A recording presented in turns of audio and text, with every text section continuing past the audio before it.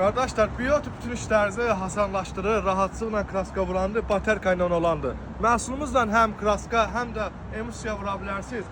1 litrlik paçokdur, böyük paçoklandır. Və qeyd edim, 20 volt 4000 amper baterka, 10 balonlu baterkadır. Burada zərfə göstərmək üçün paneli. Məhsulumuz 600 watt gücündədir. Texniki göstəriciləri buradadır gördüyünüz kimi. Sizin üçün test edilir gözəl qardaşlar. Burada sürətin azaldıb vermək olur rahatlıqla.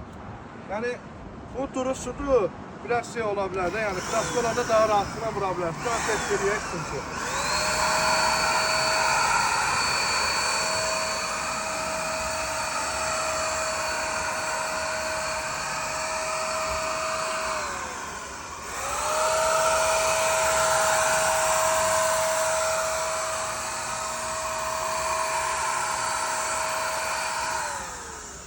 Məhsulumuzu istənilən biotaz filiallarına yaxınlaşıb əldə edə bilərsiniz. Bizi seçdiyiniz üçün təşəkkür edirik.